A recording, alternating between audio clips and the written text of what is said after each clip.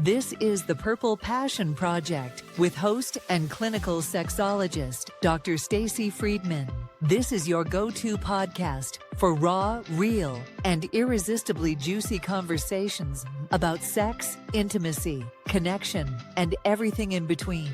Whether you're feeling a little stuck in your love life, curious about what turns you on, or just craving conversations that actually matter, you're in the right place. So now, please welcome the host of the Purple Passion Project, Dr. Stacy Friedman.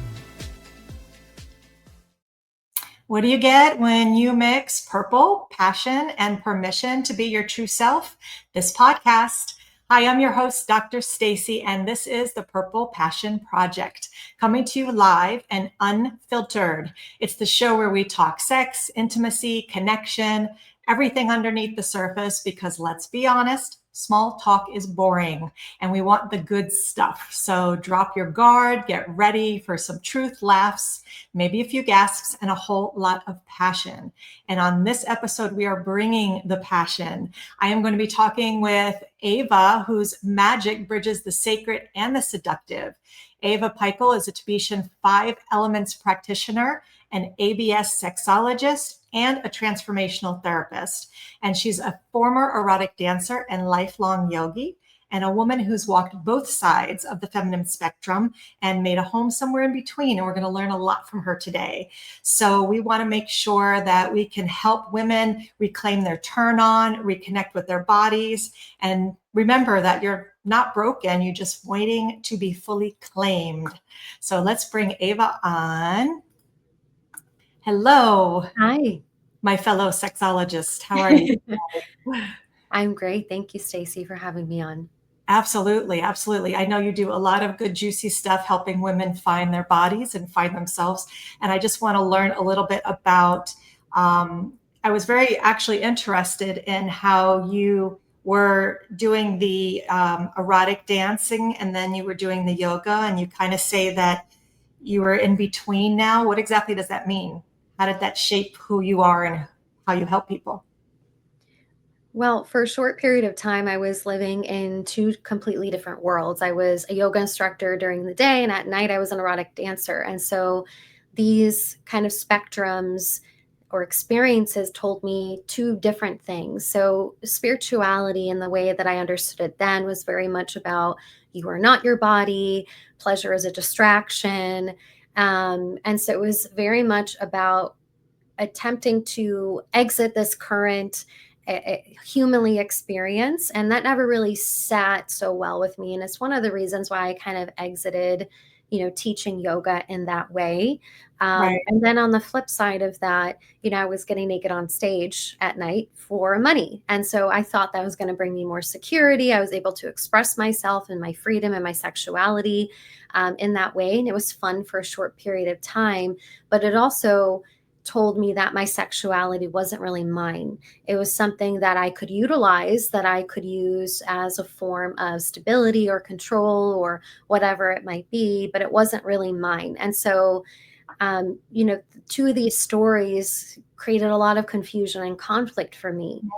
And, where I've kind of made my home now is fully understanding what sexuality is to me as a woman, and how I can start to utilize it for my own growth, for my own healing, to become my own best lover, in all of these ways that I now get to also help women to experience. So my work is not, although I work in the realms of the subconscious mind, and it's not so much clinical, it's really hands-on. It's really helping, especially women, to have this hands-on experience with herself. And so I think that's great timing for the topic that we're also going to talk about today, right? Yeah, I mean, the hands-on is where it's at. So many women come into the practice and they're like, well, I don't even know my body. And I'm like, well, when was the last time you touched yourself? When was the last time you masturbated? They're like, well, I don't do that. Yeah. You need to be in your body and in your mind. And when you were talking about that's kind of where you had your space of healing, what kind of clicked that made you say, I'm finally in my space, going through both of those things? Was there a moment?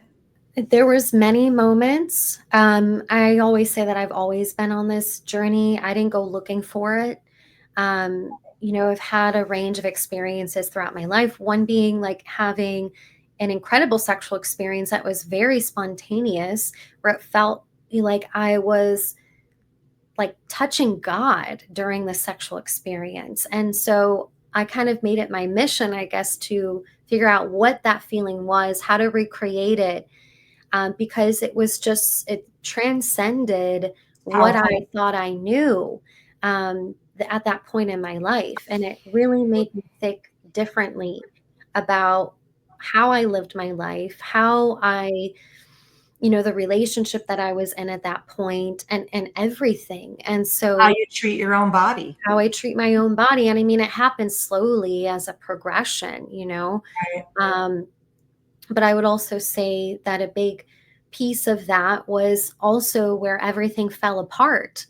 It's not like I was like one day hunky dory, like, okay, I'm going to go and do this now. It was through a process of a lot of pain and suffering. Like when I decided to stop, the erotic dancing, I was incredibly broke. I was in a place where I had met my now partner. I, unfortunately had two pregnancy experiences at that point, and that was an experience that I also had to go through in that decision. And Traumatic. yeah, and so all of this was happening all at once, and so I really was at a very, very low point in my life when I finally started to really take this seriously and get in touch with this part of myself and go through the training and go through the healing process that it involved, on many different spectrums. And I'm sure that was very empowering once you got to that place. And that's what I know that we as sexologists like to offer, all of our clients, and giving them that space to really feel empowered, on our own. Excuse me. What does it mean when you want to say about a woman being sexually embodied? How is it supposed to make them feel? How do they know that they're in that place where they're feeling that energy and that power? Yeah, embodiment does not involve trying and performing and doing. It's a place that we can truly relax into. And so I guess one of the indications of embodiment is being able to be in your body and stay in your body. Which a This lot of isn't them cannot do. right. I mean, we have moments of that. Like you can go to a yoga class and feel real good, but then as soon as you get home and your husband wants to have sex, you completely shut down, or all that resentment just like comes out in these really awful ways, right? Because you haven't dealt with the sexual stuff that's underneath that is yours and nobody else's. And so, being in your body and staying in your body, sexuality is probably the deepest work that a woman can ever do. And I might be biased because I do this every day, but through my experiences and the whole realm that I have been able to really cultivate and accumulate in this area, I mean, it is profound work. I think it's the deepest work that we can do as women.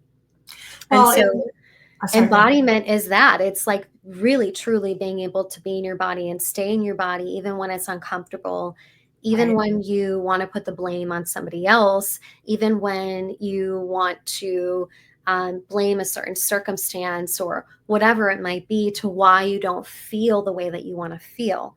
And we can get really addicted to that cycle. Yeah, and even when you want to say that you're thinking of the laundry and you're thinking of the kids, you're not embodied, you are out of the body. And so it really is so important to get women into that mindset to really be in their bodies, because there are so many excuses, so many Well, excuses. many of us are such caregivers, but we're the least caring to ourselves. Ourselves. There was like a recent study it wasn't so recent. This is in the early 2000s, I think. And one of the studies had mentioned how 75-80% of women put themselves last behind everything Believe else, it. including the dog. I So believe it. Yeah, I literally had a session this morning with somebody and she's like, they have 3 little kids and I just want to get away. I'm like, just let your partner take care of the kids and you just go to Target for an hour and walk around. Do something for self-care. I'm like, when was the last time? She goes, oh, about 2 weeks ago, I got my nails done. I'm like, that's not enough. That's not enough. We need to be able to every single day. If we're giving so much to everybody else, we have nothing in our bucket to give back. So it's so important to do things for ourselves.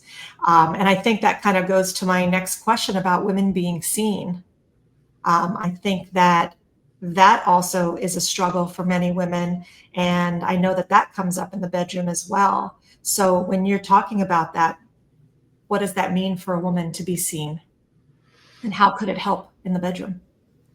Well, it ties into that conversation around the self-care, because when she's really caring for herself, she's actually seeing herself, right? And to see yourself, you also have to let another person see you. And so that all requires vulnerability.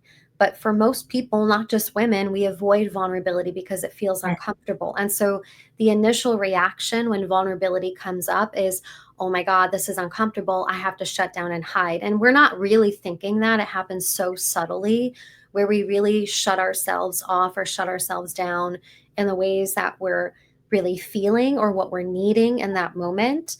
And women do this in such subtle ways, especially in the bedroom, where, for example, they just let sex happen, right? They're not really advocating for themselves in that experience. They let it happen, then it's done with, and they just think that's normal. Or when she says yes when she really means no, It's right? that they're afraid to say something wrong to their partner, getting their partner upset or angry. And like you said, they're not doing it for themselves. It's so important to be able to be present for yourself, because otherwise that's, what people do is when they are doing it for obligation, Hmm. you know. Well, also women put themselves in that position too, right? Right. And so I often see that when she does finally like turn into that and start voicing what she wants and needs in the bedroom, sometimes her husband, I mean, I work with mostly heterosexual relationships, so I'll just say husband for now. There's times where he can get a little butthurt because you know what? She's just been going with the flow for the past decade. And he's had no idea that she hasn't been orgasming and experiencing pleasure inside the bedroom. Right. Right. So it goes both ways. It's like now when we bring our partner into the picture, they need some time to understand why we haven't been totally truthful to them in the first place. Right. So this is not just about, okay, I'm going to turn this part of myself on and finally be seen. It's also, if they're in a relationship, it's part of trust being built back up between them. Right, because I know many women that have been faking it for so many years and they come to me and they're like, well, I don't know what to do now. I've been faking it for so long. How do I go back after 15 years and telling my partner I need something different? Mm-hmm. Like, you just say you need something different, you know, not exactly, but like you said, it's a process. And I think it's so important to be able to have those conversations, but it's not easy. And I think that when women learn a little bit more about themselves, they could hopefully have more strength and more confidence to have that voice. Right. You're right. It's not just about communication, because if Right. she doesn't really know her own body, her own anatomy, her own tissues, the fact that she's numb, right, her whole life, or she's feeling irritation or pain during sex, for example, then how is she going to communicate what she wants in the bedroom? So Right. I see this dynamic a lot where women will initially come to me and they're like, I just want him to see me. Why doesn't he please me or pleasure me? Why don't I matter? Why doesn't he see me? But the thing is she's not doing that for herself. And so the work that I do is wildly transformational when she can actually be led and guided into her body by self pleasure, through self touch, actually connecting skin to skin, because nobody else can do that for you. Right? She can go and talk about this all she wants, but unless she's applying it to So, where it actually matters, which is the yeah. thing between her legs, it's just going to fall flat and she's not going to want to do it. Right? So even when women have resistance or shame around self pleasure, right? that's part of the process. It's part of being able to work with the emotional load and all of the things that have been unmetabolized up until that point. Because we have to remember that the pelvis is connected to the entire nervous system, including the brain, including many of our organs. And so it's not this separate entity that just lives below the waist, right? It's interacting, whether we want to believe it or not, with our entire reality and the way that we feel and think about ourselves. Because the way the pelvis sits, the sexual organs are connected to the vagus nerve and the other nerves that are connected to the spine, and that information goes into the brain. And right, it's all one big process. It's all one big process that is, and you're constantly giving information to and from the base of our nervous system, which is right sitting in our pelvis, within our genitals and the pelvic floor and all of the beautiful tissues, right? So if we have a big aversion towards even touching ourselves there, then that's the information that our nervous system and our brain are currently receiving. It's this powerlessness. It's saying, I'm not supported, I don't matter, I'm not enough, right? We don't really acknowledge that relationship to this part of our body is actually connected to how we really feel about ourselves and the potential patterns that are actually happening inside of the relationship. Yeah, it's very important. And I know many women will not feel comfortable with what's between their legs because they look at it as like ugly or gross. And I know that when I ask sometimes, has anyone even looked at themselves with a mirror?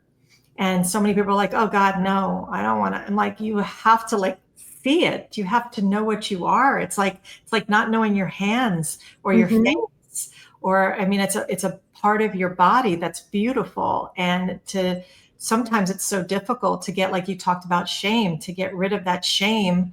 I even have an exercise where sometimes I'll have them look at themselves and then actually draw themselves in a picture of like a flower, or draw themselves like in a beautiful flame. I'm sure you've seen some of those types of images around. Do you have some ideas to help people when they do feel that shame to be able to feel comfortable enough to even look at them?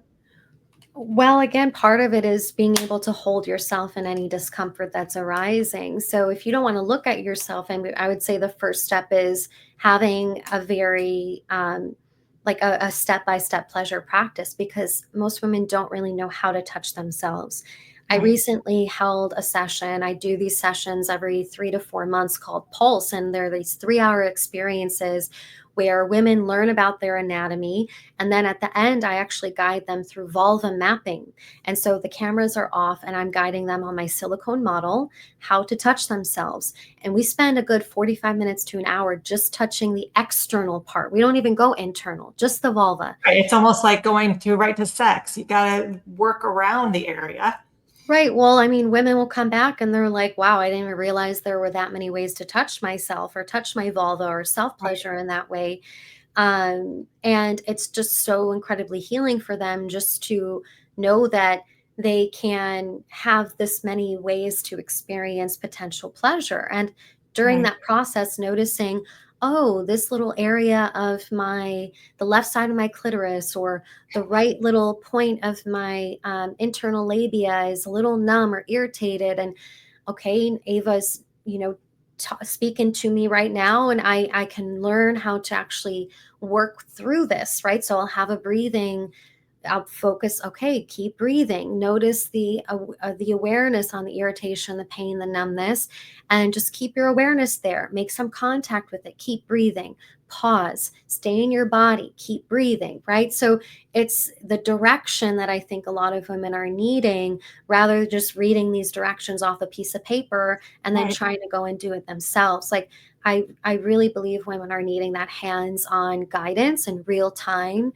And then being able to share it with other women. People might think I'm crazy talking about this, but then they get to come back on the screen and go, oh my God, I can't believe this happened. Or another clicks. Yeah. Another woman recently said to me, she's in tears. She's like, I didn't realize I could ever touch myself without pain. Oh, I'm sure that was a So powerful moment for you too. there's To be so part of many, that. yeah, there's so many of these moments where we just don't know how to touch, where to touch, right? The actual skill sets of that. And we don't know what we don't know. So having the guidance and then the experience of that just firsthand is enough for a woman to go, "Oh, I need to continue doing this." So Right. I think that it's not about making stepping in easier so much. It's about having that initial experience, and then being able to just have some momentum moving forward. And because this work never really ends, like I'm continuously doing the sexual healing work with myself that I've learned over the years and using that that kind of database, that information for across all areas of my life, not just what's happening in the bedroom. I Right. mean, decision making and um, emotions that come up or beliefs or shame that sometimes still even arises. I mean, we change all the time we change. And I let people know that just because you start with wanting or needing or feeling one thing at the beginning of your relationship, you may need something different 5 years down the line. So it's Yeah. important to continually allow yourself to grow. And you were talking about a couple of things I wanted to bring up. You were talking about just touching on the outside and not on the inside. And what a Mhm. lot of women don't realize is that when we talk about the clit, it's not just this little tiny nub. There's so many. I mean, I have a little model, but it's not with me.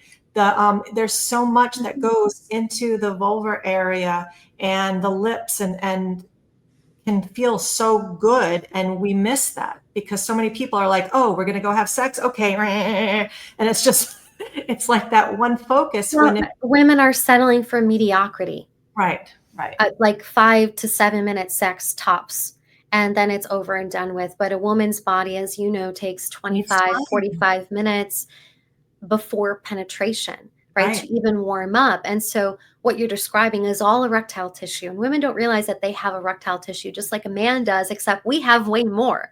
Right. We have way It more goes of it. all the way around the whole Yeah. area. Yep. We have more, I believe, internal erectile tissue than a man does externally. And so all of that area can fill and engorge with blood. And Right. we want blood flow because that means there's oxygen, that means there's sensation, and there's possibility for pleasure. But as you're saying, if we're not really allowing, and this is not extra, this is all part of the sexual experience, right? If we're not really allowing the blood flow to come online, that's why another reason why we're numb and it's painful. And then, one thing that I want to mention is allowing penetration to happen too soon is a trauma to the body as well. And a lot of women end up having penetration trauma around the entrance to the vagina, around the G spot area, which is very close to the entrance, 1 to 2 inches on the anterior side. And this is a lot of it is due to forcing in a penis, a toy, a finger, whatever, however small or however big it might be, too soon, because the vagina is meant to open around and let in whatever the object or thing is for the Supposed to penetration. blossom. Supposed to allow it There's to a sucking in feeling when your vagina is actually ready. And I have women do this in a lot of my classes, just rest their fingertip right on the entrance of their vagina and notice how the vagina starts to open, and actually almost like it's very subtle, but it's almost like the vagina wants to suck in right. It's whatever like that thing is. ready for you. It's ready, yeah. And it's just so interesting coming, again with a lot of these sessions, how the women come back and they're like, I did not even know that my vagina did that.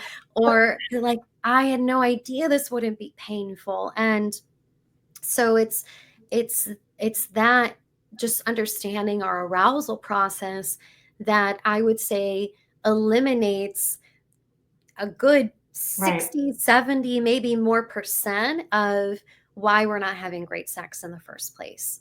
Right. And then go back to the painful sex part. I've said it maybe a couple times in a few different episodes, but I dealt with painful sex for 6 years after childbirth. and it was extremely traumatic. And I remember it's like I just wanted to go in there and get it done with. I just wanted to go and do it so I didn't have to deal with it. I didn't have to, worry about it. And at the time, because I was going through all that trauma and the depression and all the stuff that was putting me in that place, I wasn't able to get to that space to relax, to be there, to enjoy. And so talking about trauma, I want to just kind of go a little bit into how the trauma, how Tantra could actually help with trauma. How can that type of work help people that have traumatic experiences with the relaxation and focusing on other things? So give us a little bit of background of the Tantra. Keep wanting to say trauma. So some of the Tantra that I practice and teach, which is part of some of the work that I do with women, is rooted in lineage-based Tantra. And so it's not so much New Age Tantra or Neo-Tantra that we see out there, but the key component of that is presence. And so I teach Tibetan 5 elements, which are tantric meditation practices for women to learn how to use sexually and non-sexually. And so basically what we're doing is we're not just working with the mind through a meditation practice, we're actually working with the energy body. And so in this tantric practice that I bring in to amplify what we're already doing, it's now working with the energy system. And so sexual trauma is not just an infliction to the physical body and the tissues. It's happening in the brain, it's happening in the nervous system, and it's happening in our energy body system, whether you want to believe that or not, right? And so I know that energy work is more and more widely spread now, but a little more accepted as reality. Right. Yeah. And so what's believed in the lineage that I practice through these meditations is that each one of these meditations is an antidote to one of our 5 core root poisons of human suffering. And so things like jealousy and greed and anger that we all experience. So it's not just working with us on the energy system, but it's also working from that emotional level too. And so when women are doing these meditations, it's like their medicine. It's a way for them to bring their energy system back online, especially when we're talking about libido and sexual energy.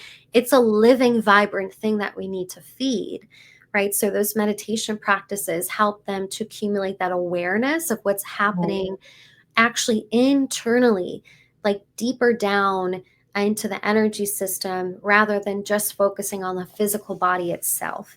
And it just adds another additional element and potency to the work that I do. Right. And I know that I've told people so many times that sex is not just about, obviously, the penetration. It's literally an exchange of energy. And if we can realize that how powerful that energy can be, yeah, when you try to harness it, try to find it, try to bring it out, it can make all the difference in the world. Well, sexual energy is healing energy. Yeah.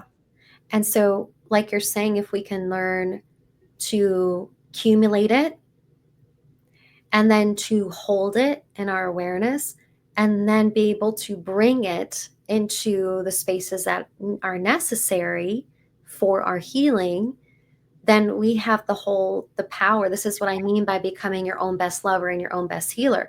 Because, for example, when you know the connection and can feel the connection between your heart and your cervix, you know that when you're working through grief or closing off or anything emotionally connected to the heart, that you can go in and stimulate your cervix and have this cervical pleasure that you can now bring up through the heart center. And so we're working on it in these different layers of the physical stimulation and the physical act, but also the energetic potency and medicine that also can help to aliven within us full spectrum, right? So we're looking at it from this very holistic lens at that point. Yeah, and it can be very, very powerful when you get to that place, and that just connecting the vagina to the brain, and then all the areas in between. Mhm. That's kind of where you find your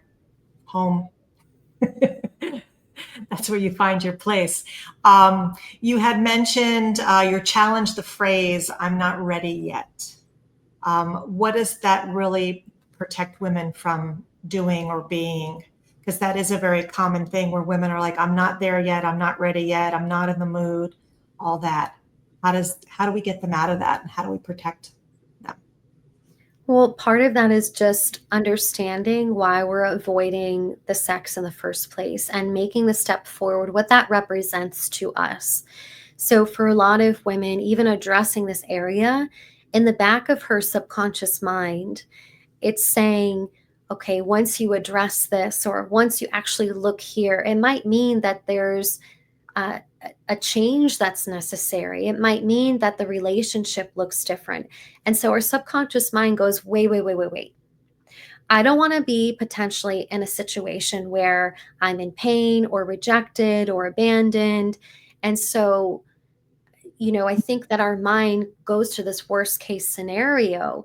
And it just reiterates the amount of pressure that we put on ourselves, Ourselves, yeah. right, to show up absolutely perfectly and ready, because that's not reality of intimacy work. And that kind of, when somebody goes in those loops with me and they're constantly circling back around in my DMs or my emails, they're interested, but they're like, I'm still not ready. I'm still not ready. My question to them is, like, what are you avoiding?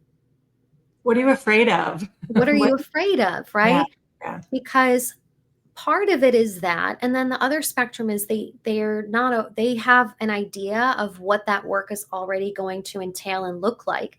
But as you know, yeah. when people step in, usually for the first like several weeks or whatever, personally, for me, I'm not even really addressing the sexual parts. I'm looking Right, at their childhood experience, what they learned about intimacy, how they formed a relationship to love, and especially pleasure, because without that, our subconscious mind is going to continuously bring the resistance forward for us to avoid actually going there. And so you might hear me talking about, oh, self pleasure and all of that.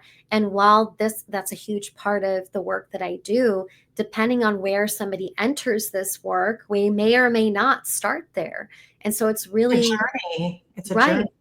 And it's up to me as a practitioner to look at, like, what somebody may or may not be ready for, and to prime their system in the safest way possible for them to then approach whatever step is needed next, right? Right. And so, I think that part of it is maybe other like past experiences too, because I've heard horror stories with situations that women were put in. They went to a tantra workshop, or they end up getting paired up with some stranger, and it felt so uncomfortable. And like, these are unsafe things that I don't Right. think anyone should be putting themselves in, but we just don't know.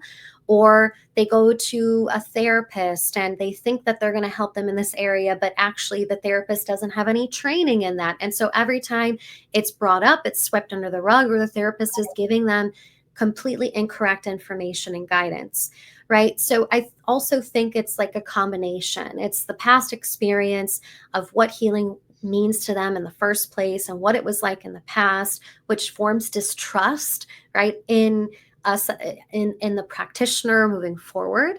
Right. um, and then it's those other two parts where it's our relationship to um, like what we're actually trying to hide, what we're trying to run away from. And then of course that last component of the assumption of what it's going to be, right, and assuming that it has to look this way, right? Right. That assumption, I think, is what I get sometimes, where there's a little bit of the pushback is, well, I'm really nervous. I don't like to talk about it. I'm really shy. I'm not really sure. Like, I feel like if we get into this, you're going to just like make me have to have sex all the time. And, or, things like that. People, they don't know what to expect when working with somebody that is trying to help them with their bodies, with sexuality. And I think that it's so important to, like you said, give them that space to understand you're not just going straight to, oh, hi, my name is Ava. Let's go have sex now with your partner. And it's not about that. It's that journey of learning where you get the messages from. That's one of the first questions on my intake form is, what messages did you get when you were younger growing up about sex? Mm-hmm. You know, it's so important to understand where that came from and how to allow people to realize that they can make their own story, that they can change their own ideas of what it is for them. Right. And the sexual trauma is a huge part of that. Most women Right. have experienced some level of sexual Right. trauma or sexual abuse. And so adding that into the picture of, right, actually exploring sexuality again is like one of those fears of like, I don't want to have to relive that. Or there's even a thought of, it's so far pushed back in the mind where they sometimes will know that something happened to them, but they don't know what, and they just have a feeling. Right. And so again, this is kind of like that subconscious barrier that's often put in place before a woman can really step in. And sometimes she needs priming before stepping into this work. But what I can say is that the woman that I know is absolutely ready for the type of work that I might offer is someone who's been primed. She's tried couples therapy and counseling. She's gone to healers, and she's gone to her own therapist, and she's done the yogic practices maybe and tried all these different various things, but she still feels completely disconnected from herself from below the waist. Those are usually the type of women that really thrive in the type of work that I'm offering, because there's some level of being primed there. And because nothing else has worked up until that point, they're so eager and ready to really give their all, right? Yeah. So like, I'm not here to convince anyone. If they feel they're not ready and they're going to circle back around 10 times, that's fine.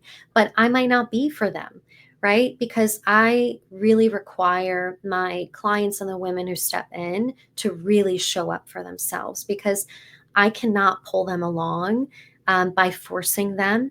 But what they can do is what I will do is give them the oars to row the boat, and I will like ride the waves with them, and I will walk side by side, but I will never push someone and convince them that this is what they need to do. I can only lay down the facts and the experience, and a woman really needs to want it enough to take it seriously.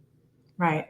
No, it makes sense, because otherwise they're not going to get out of it what they hope if they're not ready.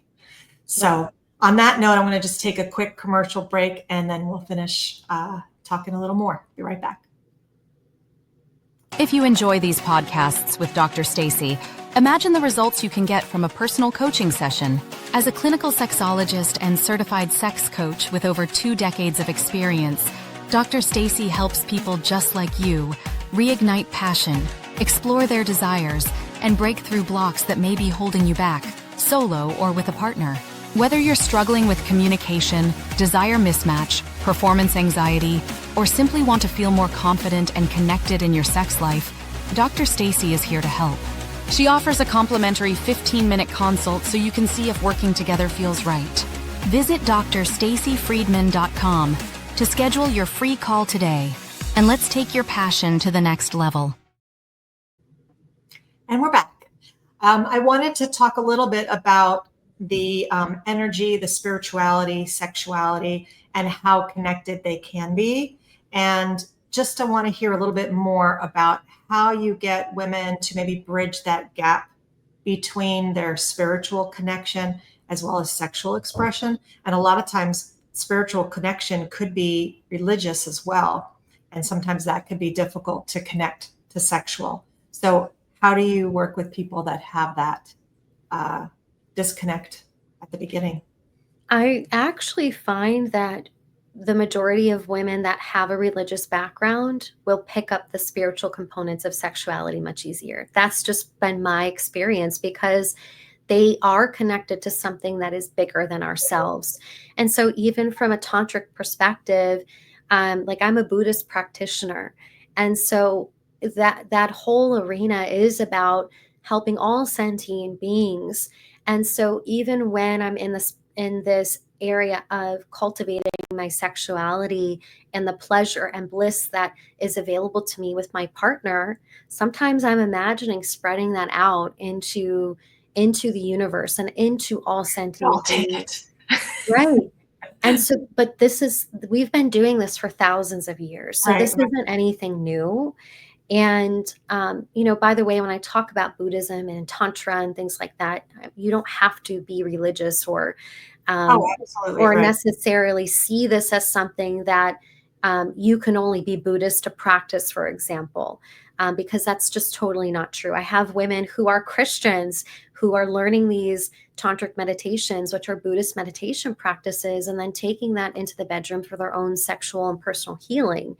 And so I find that they actually pick this up much more easily because they have some level of like understanding that there's something bigger than us, right? And they might talk about it differently or understand it on a different level, but we're all talking about the same thing. And so I think it's more of a natural evolution of that rather than something that I'm bridging consciously.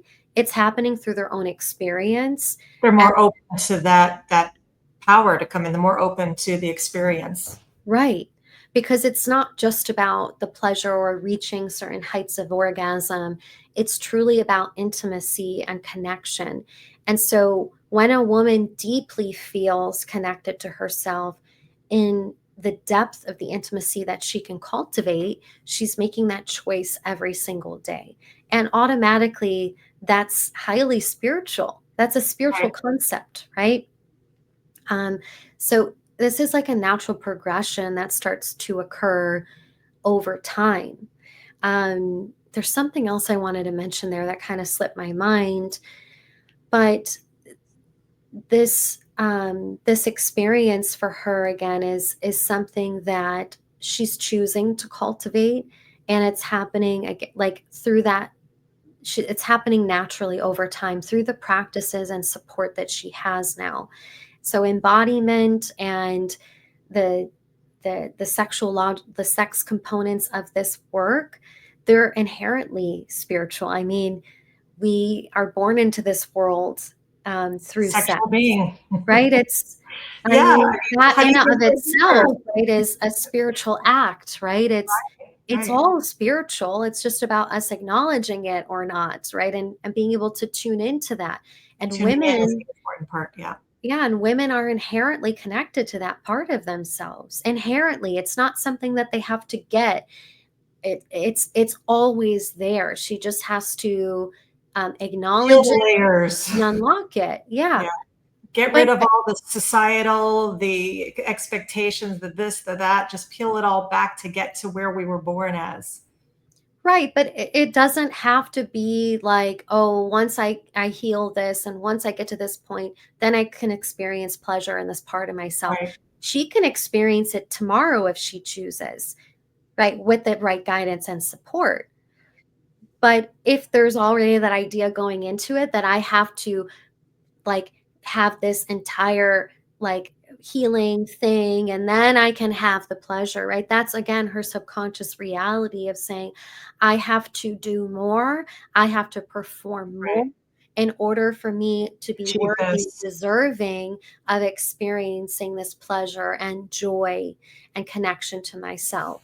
And so we're deserving now. Right. And I mean, the current way of the world out there of healing, it kind of gives you that message of like, it's never enough. You have to do this next thing. And I never teach from that perspective because the things that I've been able to witness when a woman simply chooses is fucking remarkable.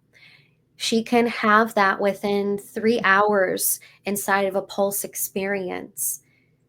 It's absolutely possible.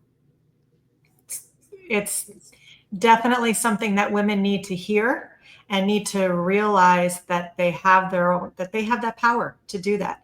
So when you say that you've seen these experiences when women have become sexually embodied and they realize this, what changes do you see in them? What transformation do you see? Is there like a light? Do they seem more confident? Like, what have you found? Well, they're glowing. You can see it in their The skin light. tone. Yeah. You Yeah. can see it in the way that they show up on the call, the way that they hold themselves. She doesn't even have to say anything, and I can see it and feel it in her. It's an energy. It's that energy, and she's becomes vital. And a woman who really tunes into this part of herself will age backwards. I have seen it. She'll That's age why I backwards. look like I'm only 20. It's true, though. I mean, I know that, when you kind of almost walk with like a pep in your step, and you walk Mhm. with your shoulders back more rather than just kind of trying to hide, Right. not be seen.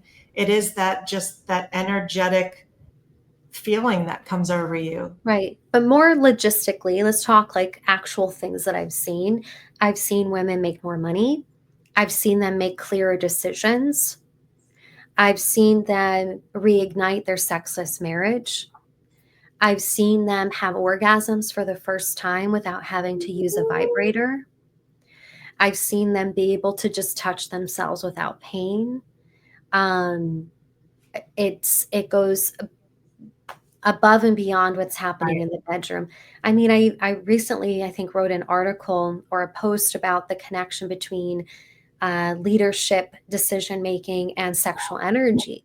And so you have studies that are showing the different chemicals and hormones that are released during sex for a woman, and how those same chemicals and hormones are responsible for decision making.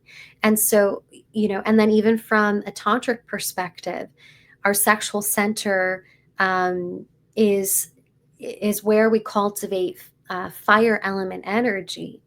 And fire element energy is all about discernment, and it's all about decision making, and it's about making the choices and bringing the opportunities to us that are in alignment. But if we're not connected to that part of ourselves, as we can see, there's a lot of confusion and inner conflict that creates for a lot of women, especially women who are in leadership positions. Right. So it's not just in the bedroom, it really like leaks out to all different aspects of your life. And when you do feel that energy, feel that power, and are connected to you as a woman, as a person, it just gives you strength in all aspects of your life.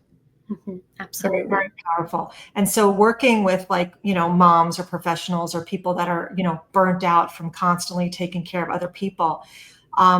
Do you see that there's like a common pattern that maybe holds them back from feeling themselves and feeling sexy? Because I know I get that a lot with people just saying, oh, well, I'm just a mom, or I'm just this, or I'm just that. What do you see when people come to you? Just a lack of energy. Yeah. They're tired. Yeah. But the number one thing that brings more energy is actually cultivating sexual energy. Energy. Exactly. I Gives mean, you I more can sit energy here and right now. I can sit here right now and actually cultivate sexual energy in my pelvis just by gently pulsing my pelvic floor muscles. See, now I'm doing that right now. And now I can, like, you can feel it though. It goes right Yeah. to your I get brain. goosebumps. Right. Got goosebumps. Exactly. So Absolutely. it's actually has the opposite effect that we think it's going to Right. drain more energy. And while it might take more time, right, because you're actually Getting started. right, Right. getting started, as it becomes part of your regular reality, it's a way where you actually fill up, and it's a way where you actually accumulate energy to go and do the other things that you need to do. Because the more present that you are with yourself, the more that your energy and your vitality stops leaking all over the place, right? No, it's true. And I think that if we can try to convince women to look at it that way and say, instead of saying, no, I'm too tired, just say, okay, yes, I want to be able to bring in the energy to help me finish my day or start my day, then it can definitely help out. I'm skipping my last commercial because I want to keep talking about this stuff. So we're going to keep going a little bit longer if that's okay. Absolutely. And I wanted to hear a little bit about you have a coaching program called the Diamond Ascension Intimacy coaching program, and Ava's Aphrodisia. What exactly is that? Because I know that you sometimes work with products that are kind of helpful for people as well. So I want to hear a little bit about that.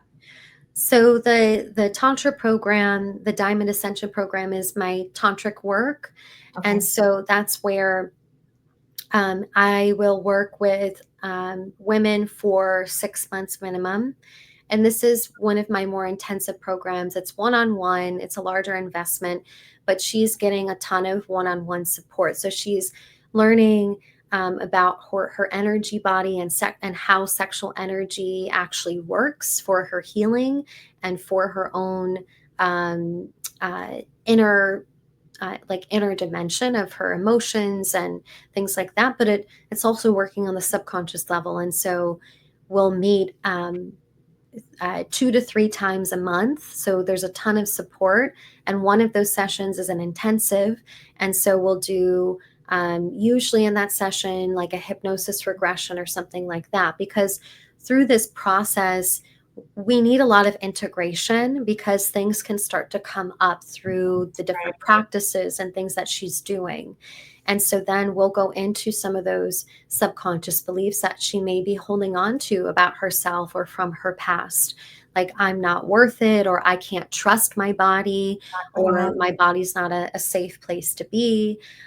There's so many different subconscious beliefs that we hold about intimacy and love and relationships and all of that. And so those sessions kind of act as that amplifier. And then throughout the month, we have these coaching sessions that could be about her relationship. It could be more around skill sets, the different tantric practices or the meditation practices, or different things like that. So we really go across all these different spectrums, from the subconscious to the somatic to the sexual to the energetic. And so that's why that space is 6 months minimum. But right now I also have very intimate groups, a very intimate group called La Vida Orgasmica that I have continuously every few months. And so that's a little bit of it's less of an investment, but it's just as potent in a shorter period of time. So that is an 8-week process that I have with women, and having the support in that way, plus some one-on-one support with me as well. It's just kind of the best of both worlds in that too. Yeah. And then Ava's Aphrodisia is my product line. So I make different herbal products and tinctures and things like that I'll often create these beautiful gift boxes for women who are entering La Vida Orgasmica or one of my one-on-one programs. And so I'll curate a gift box for them and send that to them directly. I want to just pop on the screen here too, just the banner, so people know where they can find you and kind of learn a little bit more about what you do and your programs and things like that. So this is the information. If you guys want to take a screenshot, it's also going to be in the show notes. So if you do miss it, before we close out, I want to get a little information from you about one thing that maybe you do or that you might recommend every week for people to stay connected to themselves, to their sexuality, to their bodies. What is one thing that people can go away with and say, you know what, I'm going to try this week and get connected? For me, it's self-pleasure or sensual movement. Hopefully both, because both of those is a great pair for me. A practice that I'll normally do is to sensual movement, like moving my pelvis in different directions. Yeah. And because the pelvis is so connected to the rest of the nervous system. And so I'll do some sensual movement, and then usually I'll meditate and then masturbate. So that's a really great practice that I do, but you can start with any one of those depending on your comfort level. Well, I do know that sometimes when you sit there and you are rotating, it shifts things around your body. It definitely allows you to feel more. And I know working with women, when they do struggle with orgasm, a lot of times they're very stiff and still. Yeah. And so I let people know is when you're in bed and you're moving, even when you're doing it yourself, don't focus so much on the other stuff. Pay attention to what your body's doing. Pay attention to your breathing. Pay attention to your hip motion, and allow yourself to flow so everything else flows. That's like a whole nother conversation, because I agree with We'll have you back on. Yeah. Well, one of the other things that I teach is sensual movement and erotic movement. And so the stuck pelvis is all part of this lack of blood flow and energy moving into the system. And that's actually one of the things that women love so much, is that I incorporate some of that like actual movement into, because it's so fun, and we get a little sweaty and we just do it imperfectly, you know, but it's pretty amazing. Women that say, I'm not flexible and I can't do that, within a few weeks, not. If I can do it, you can do it. within a few weeks, you can like actually see how the pelvis has freed itself from this locked, frozen position. Right. That's great. Great. Well, it's been such a pleasure chatting with you. And I'm sure that people are going to love this episode, because it's really helping everybody just find themselves. And it's evidence that healing can be hot, being spiritual can be sensual, claiming yourself can just change everything, whether you're burnt out, bottled up, whatever you are. We are ready to get turned on, and Ava's work is kind of a doorway to that pleasure. So remember, pleasure is not the reward, it's the path to our pleasure. And so definitely reach out to Ava when you're ready. And I thank you for being here and talking with me all about sex and energy and healing and all that good, juicy stuff. Yeah. I appreciate it. See you next time. So that's it for this episode of the Purple Passion Project, where we keep it real with just the right amount of spice. If today stirred something in you, let it stir and simmer. If you love what you heard, subscribe on your favorite podcast platform and on my YouTube at Dr. Stacy Friedman. If you're ready to go deeper, follow me all over social media at Dr. Stacy Friedman for resources, tips, adult products, and just personal support. And make sure you take a look for Ava as well. Until next time, stay curious, stay turned on, and never apologize for wanting more. See you next time. This has been the Purple Passion Project with host Dr. Stacy Friedman. Tune in each week as Dr. Stacy breaks down walls, busting myths, and gives you permission to want more with no shame, no filters, and definitely no small talk. Check in every Monday, 7 p.m. Eastern, on your favorite streaming platforms. We look forward to seeing you next time. Be sure to visit drstacyfriedman.com to learn more.